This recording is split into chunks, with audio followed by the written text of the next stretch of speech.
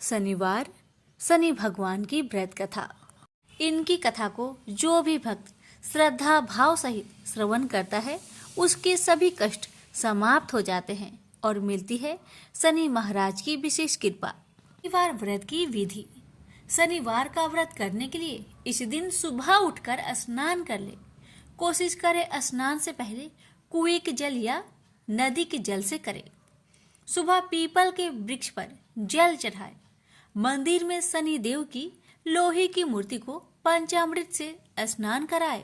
शनि देव को काले तिल, फूल, धूप, एक काले रंग का वस्त्र और तेल अवश्य चढ़ाए।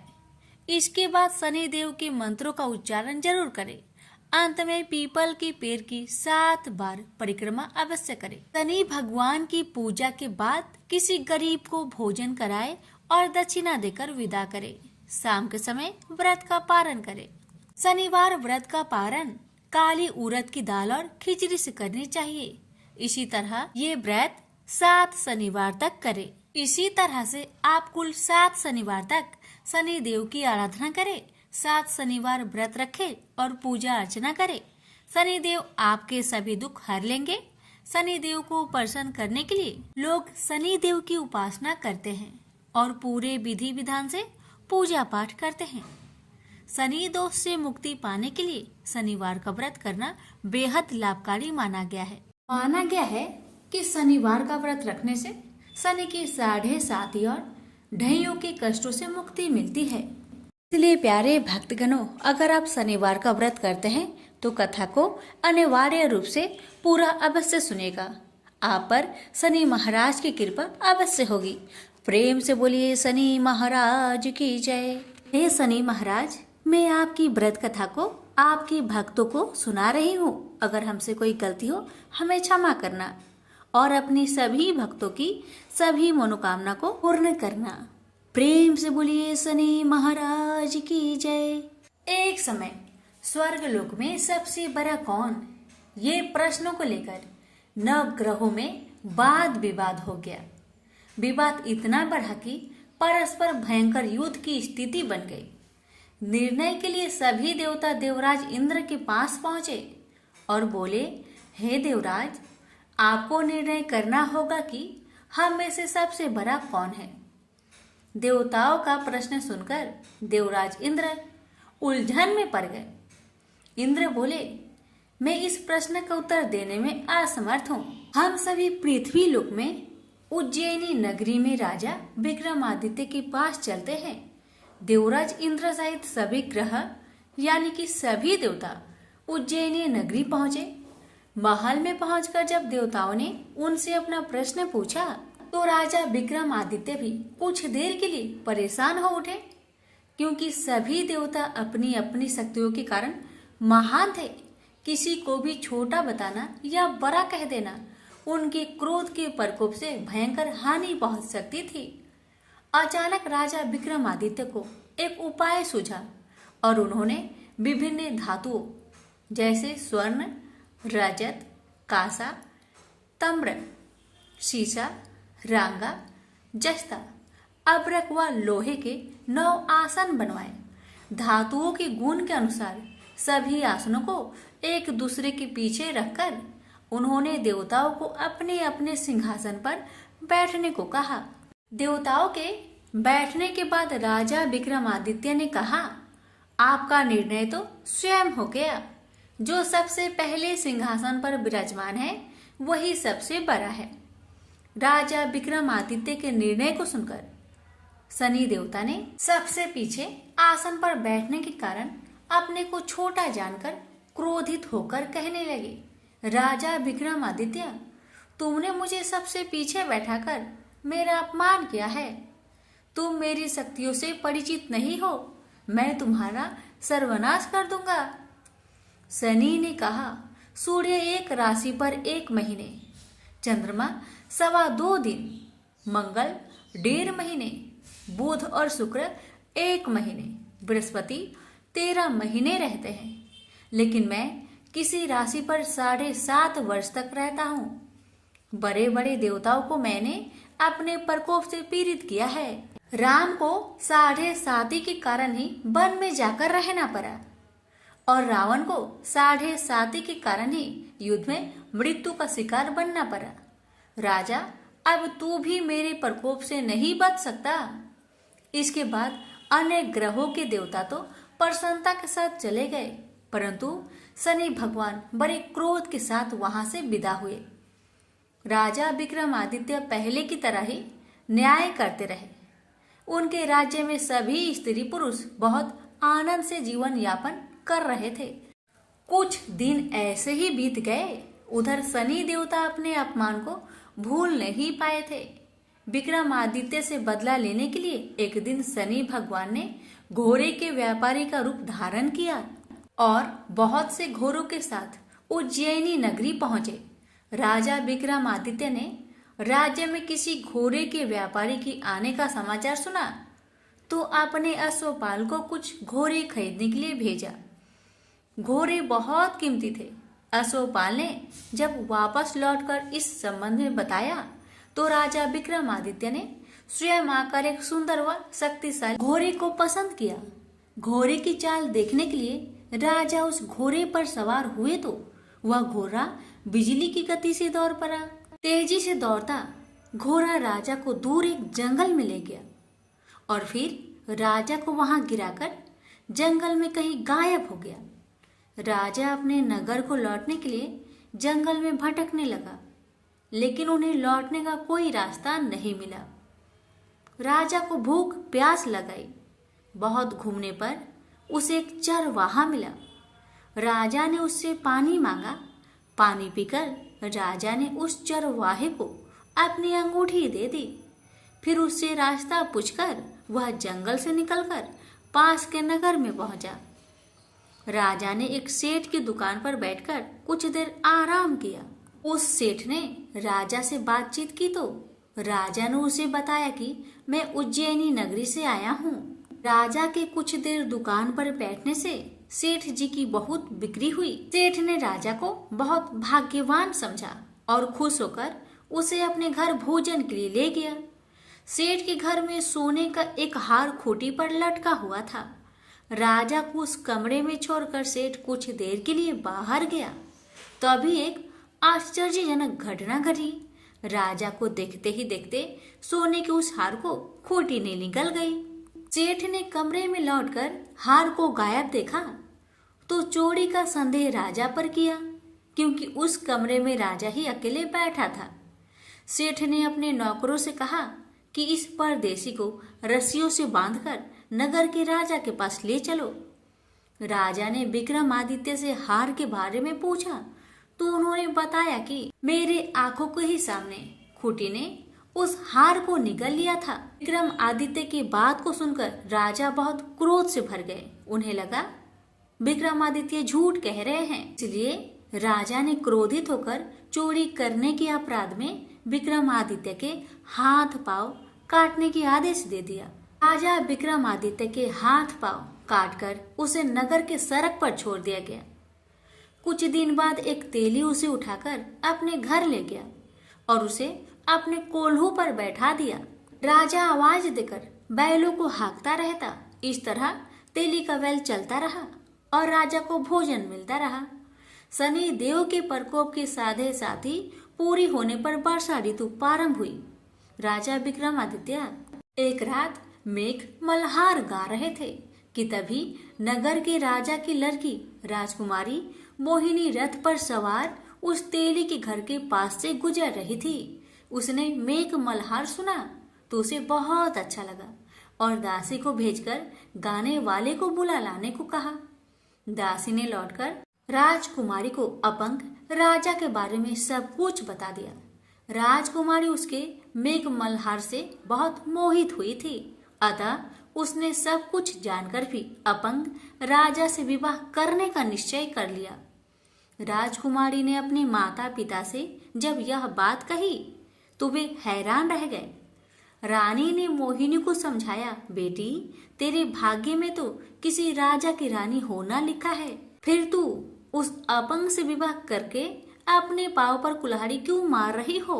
राजकुमारी ने अपनी जिद्दी नहीं छोड़ी। अपनी जिद्दी पूरी करने के लिए उसने भोजन करना तक छोड़ दिया और प्राण त्याग देने का निश्चय कर लिया। आखिर राजा रानी को विवश होकर अपंग विक्रमादित्य से राजकुमारी का विवाह करना पड़ा। विवाह के बाद राजा विक्रमादित्य और राजकुमारी तेली के घर रहने लगे। उसी रात सपने में शनि भगवान ने राजा से कहा, राजा, तुमने मेरा प्रकोप देख लिया। मैंने तुम्हें अपने अपमान का दंड दिया है। राजा ने शनि भगवान से हाथ जोड़कर क्षमा प्रार्थना की कि हे भगवान, आपने जितना दुख मुझे दिया अन्य किसी को ना देना। शनि भगवान ने कुछ सोचकर कहा, राजा, मैं तुम्हारी प्रार्थना स्वीकार करता हूँ। जो कोई स्त्री पुरुष मेरा पूजा करेगा, शनिवार को व्रत करके मेरी व्रत कथा सुनेगा, उस पर मेरी अनुकंपा सदा बनी रहेगी।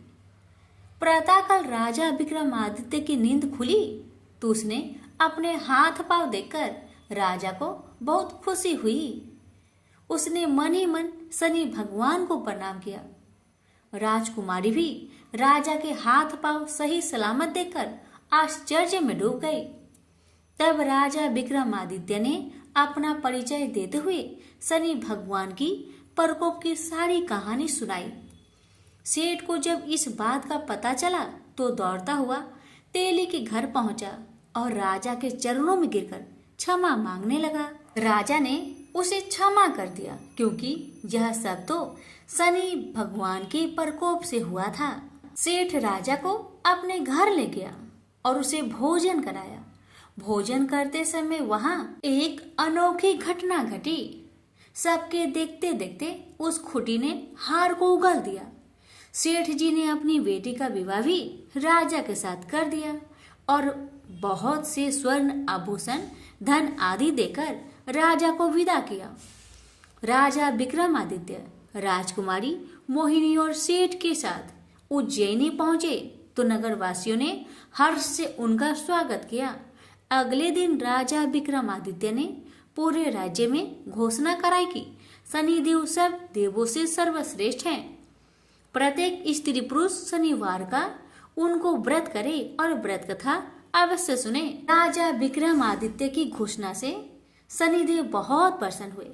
शनिवार का व्रत करने और व्रत कथा सुनने के कारण सभी लोगों की मनोकामनाएं शनिदेव की अनुकंपा से पूरी होने लगी। सभी लोग आनंद पूर्वक रहने लगे।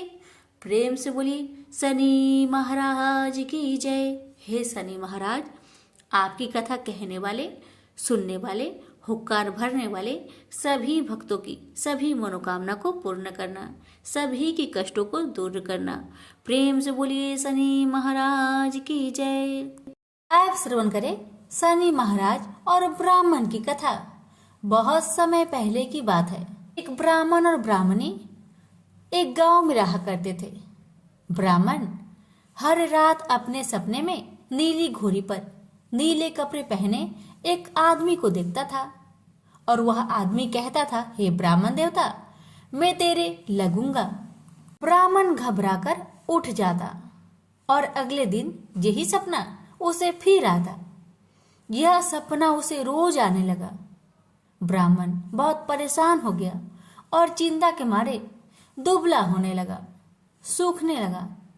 तो एक दिन उसकी पत्नी ने उससे कारण पूछा, हे ब्राह्मण देवता, आपको मैं इतनी अच्छी अच्छी भोजन पकाकर देती हूँ, फिर भी क्या कारण है कि आप दुबले होते जा रहे हैं? तो ब्राह्मण ने अपनी सपने की सारी बात पत्नी को बताया। ब्राह्मणी बोली, मुझे लगता है अवश्य ही वो शनि महाराज होंगे। अब की बार जब वो आपको दिखे तो आप कह देना, लग जाओ, पर 1:15 से ज्यादा मत लगना। उस दिन फिर सपना आने पर ब्राह्मण ने कहा, लग जाओ, पर कितने समय के लिए लगोगे? शनि जी बोले, 7.5 वर्ष का लगूंगा। ब्राह्मण ने कहा, क्षमा करे शनि भगवान, इतना भारी तो मुझसे झेला नहीं जाएगा। तब शनि भगवान बोले, तो 5 वर्ष का लग जाता हूँ। ब्राह्मण ने मना किया तो शनि जी कहने लगे, 1:15 का तो लगूंगा ही, इतना तो कोढ़ी कलंकी भिखारी के भी लग जाता हूँ। तब ब्राह्मण ने कहा, ठीक है। ब्राह्मण को 1:15 की शनि की दशा लग गई। ब्राह्मण ने दीन से जाकर ब्राह्मणी से कहा, मेरे सवा पहर शनि की दशा लग गई है, इसलिए मैं जंगल में जाकर यह समय वहीं पर बिताऊंगा। मेरे लिए खाने पीने का सामान एक पोटली में बांध दो, और हाँ, मेरे जाने के पीछे तुम किसी से झगड़ा मत करना। इस बात का खास ध्यान रखना, ज्यादातर घर में ही रहना और बच्चों का ध्यान रखना। इस सवा पहर के समय में कोई भी गाली दे तो चुपचाप सुन लेना, बहस मत करना। यह समझाकर ब्राह्मण जंगल में चले गए। जंगल में ब्राह्मण एक पीपल के पेड़ के नीचे बैठ गए और हनुमान जी का पाठ करने लगे। एक पहर बीत गया। ब्राह्मण ने सोचा बाकी बचा समय रास्ते में बीत जाएगी, इसलिए वहां से चल दिया। रास्ते में एक बाड़ी में मतीरे लगे थे। माली से एक मतीरा खरीदा, पोटली में बांधा और आगे को बढ़ा। आगे एक आदमी मिला जो असल में कोई और नहीं, भगवान शनि महाराज थे। ब्राह्मण से पूछा कि पोटली में क्या है? तब उसने कहा, मतीरा है। तब शनि भगवान बोले, दिखाओ। ब्राह्मण ने पोटली खोली, उसमें वह मतीरा राजकुमार का कटा हुआ खून से लथपथ सिर दिखाई दिया।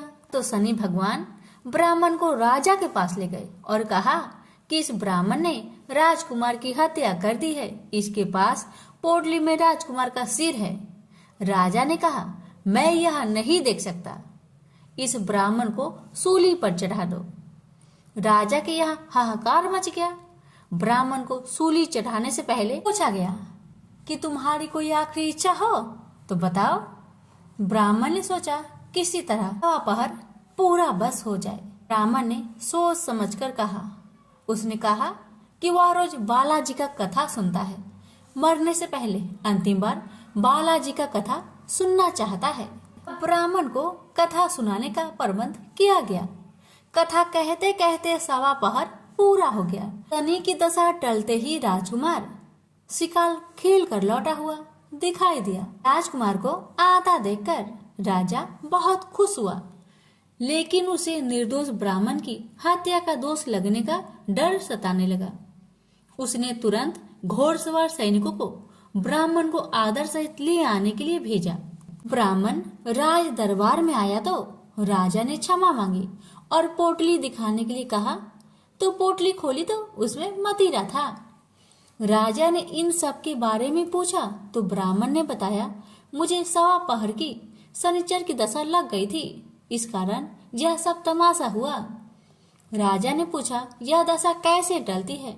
ब्राह्मण बोला, राजा या सेठ के लगे तो काला हाथी या काला घोड़ा दान करे, गरीब के लगे तो पीपल की पूजा करे और बोले, साचा शनिचर कहिए, जाके पाओ सदा ही पढ़िए। शनि भगवान की कहानी सुने, तिल का तेल और काला उड़द दान करे, काले कुत्ते को तेल से चुपर कर रोटी खिलाए तो शनिचर की दशा उतर जाती है।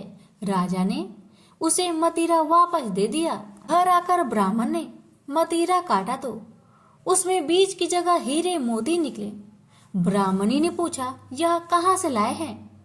आप तो कह रहे थे कि शनिचर की दशा लगी है। ब्राह्मण ने कहा, जब दशा लगी थी तो यह मतीरा राजकुमार का सिर बन गया था।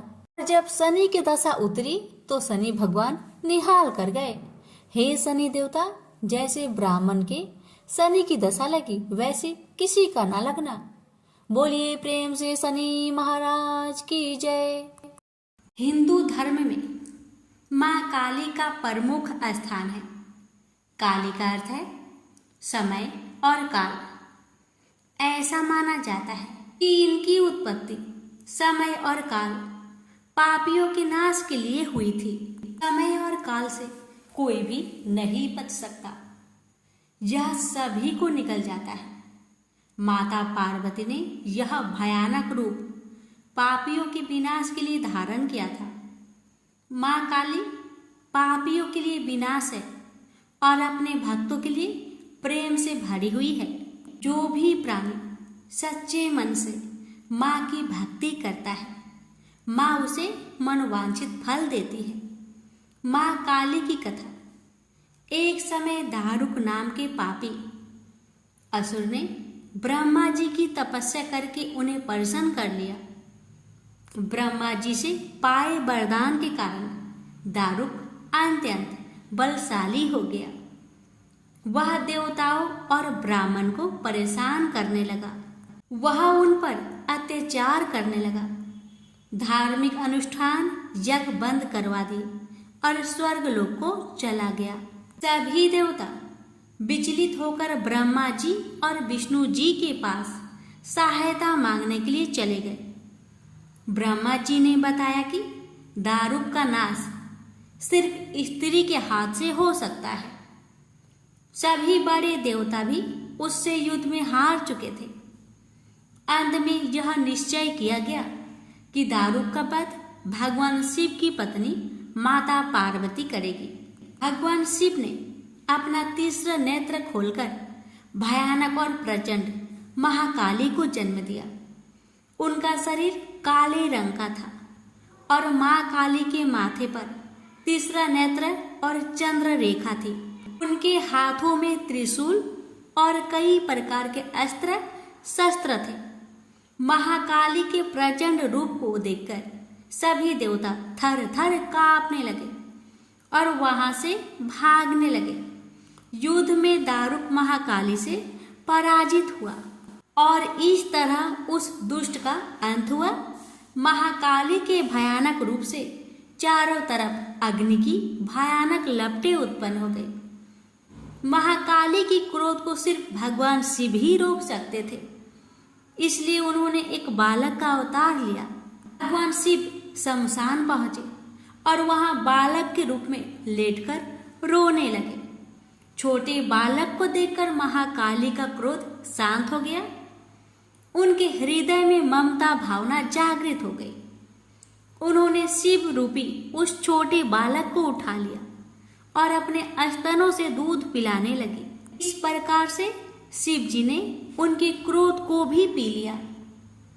इस प्रकार महाकाली का भयानक और प्रचंड क्रोध शांत हुआ। उसके बाद महाकाली मूर्छित हो गई। उन्हें होश में लाने के लिए भगवान शिव ने तांडव नृत्य किया और होश में आने पर पुनः माता पार्वती के रूप में आ चुकी थी। माता पार्वती भगवान शिव का नृत्य देखकर नृत्य करने लगी, जिसके कारण उन्हें योगिनी के नाम से भी पुकारा जाता है। इसके अलावा महाकाली ने महिषासुर, चंडमुंड, रक्तबीज, शुभ, निशुंभ जैसे राक्षसों का वध किया। 10 महाविद्याओं में महाकाली प्रथम महाविद्या है। प्रेम से बोलिए काली माता की जय। काली मैया का व्रत किसी भी शनिवार से आप यह व्रत आरंभ कर सकते हैं। सुबह जल्दी उठकर स्नान करके आपको स्वच्छ वस्त्र धारण करने हैं। माँ काली की पूजा में लाल और काले रंग के वस्त्र पहने जाते हैं। काले रंग के वस्त्रों का इस्तेमाल तांत्रिक क्रियाओं में किया जाता है, इसलिए आप लाल रंग के वस्त्र धारण करें। माता के समक्ष 9 शनिवार के व्रत रखने का संकल्प ले। 1 शनिवार, 2 शनिवार या 3 शनिवार का भी व्रत रखा जाता है। इसको खुले व्रत कहते हैं। जो भी आपकी क्षमता और इच्छा हो, व्रत प्रारंभ करने से पहले माता रानी के समक्ष संकल्प लेते समय उन्हें बताएं। काली माता का व्रत प्रारंभ करने से पहले आपका व्रत अच्छे से हो जाए, ऐसा आशीर्वाद मांगना चाहिए। इसके अलावा व्रत के दौरान आपसे कोई त्रुटि या भूल चूक हो जाए, उसकी क्षमा याचना पहले से ही मांग लेनी चाहिए। आपको माता की चौकी लगानी है, जिसका आसन लाल रंग के कपड़े द्वारा बनाए।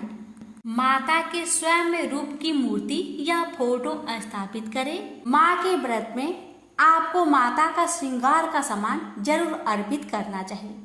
माँ के समक्ष आपको सरसों तेल का तेल या तिल के तेल का दीपक जलाना चाहिए। माता को रौली का तिलक लगाए और माता को अपनी क्षमता अनुसार भोग लगाए और माता को पुष्प अर्पित करें। आप माता को लाल या काले रंग के वस्त्र भी अर्पित कर सकते हैं। माता को अपनी मनोकामना बताएं और उसकी पूर्ति के लिए प्रार्थना करें। व्रत के दिन आपको काली कवच और काली चालीसा का पाठ जरूर करना चाहिए। इसके बाद आपको काली माँ की व्रत कथा का पाठ करना चाहिए। व्रत से एक दिन पहले स्नान करके साफ कपड़े पहन ले। अपने मन को माता की ओर एकाग्रचित करें। किसी के विरुद्ध हीन भावना, लालच और द्वेष मन में ना रखें। घर को साफ सुथरा कर ले। पूजा के लिए आवश्यक सामग्री एकत्र कर ले। व्रत पालन के नियम: सुबह सूर्योदय से पहले उठकर स्नान करें और साफ सुथरे कपड़े पहने। पूजा स्थल को साफ सुथरा करें और माँ काली की मूर्ति या तस्वीर स्थापित करें। माँ काली को फूल, धूप, दीप नैवेद्य अर्पित करें। माँ काली के मंत्रों का जाप करें। व्रत का संकल्प ले। व्रत के बाद शाम को फिर से स्नान करें और साफ कपड़े पहने। माँ काली की आरती करें, भजन कीर्तन करें, माँ काली को भोग लगाए, प्रसाद वितरित करें। अब आइए जानिए पूजा सामग्री के बारे में। माँ काली की मूर्ति या तस्वीर, कलश, कलावा, श्रृंगार का सामान, चुनरी, नारियल, फूल, धूप, दीप, नैवेद्य, पूजा का प्रसाद, फल, मिठाई, रोटी, सब्जी, मांस। यदि आप मांसाहारी है तब व्रत के नियम: आज के दिन आपको अन्न ग्रहण नहीं करना है। इस व्रत में निराहार रहने का प्रयास करें और यदि आप निराहार नहीं रह सकते तो एक समय आप फल ग्रहण कर सकते हैं। व्रत के दौरान केवल एक ही समय भोजन करें। भोजन में मांस, प्याज, लहसुन आदि का सेवन ना करें। व्रत के दौरान शुद्ध रहे और किसी भी प्रकार की बुरी आदतों से दूर रहे। व्रत का उद्यापन विधि: उद्यापन के लिए माँ काली को भोग लगाए। उद्यापन में आपको 9 कन्याओं का पूजन करना है। जिस तरह से आप सप्तमी में, अष्टमी और नवमी में नवरात्रि के समय पूजा करते हैं, ठीक उसी तरह से पूजा करनी है।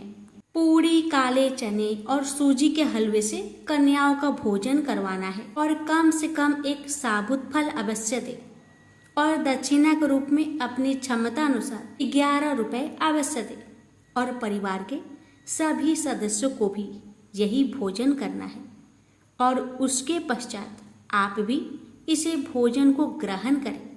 भोजन को बनाते समय लाल मिर्च, लहसुन, प्याज और मसाले का प्रयोग बिल्कुल भी ना करें। भजन कीर्तन करें। इसके बाद प्रसाद वितरित करें। माँ काली के व्रत करने के लाभ: इस व्रत को करने से माँ काली की कृपा प्राप्त होती है। इस व्रत को करने से सभी प्रकार के भय और कष्ट दूर होते हैं और मनुष्य निडर हो जाता है। इस व्रत को करने से मनुष्य की सभी मन की इच्छाएं पूर्ण हो जाती है। इस व्रत को करने से जीवन में सुख, समृद्धि और वैभव आता है। इस व्रत को करने से सभी प्रकार के तंत्र, मंत्र और ऊपरी शक्तियां नष्ट हो जाती है। कथा और जानकारी अच्छी लगे तो कमेंट बॉक्स में जय माता दी अवश्य लिखें और हमारे चैनल पर पहली बार आए हैं तो चैनल को सब्सक्राइब करें और वीडियो को ज़्यादा से ज़्यादा शेयर करें। माता रानी आप सभी की, हमारी मन की इच्छा को पूर्ण करें।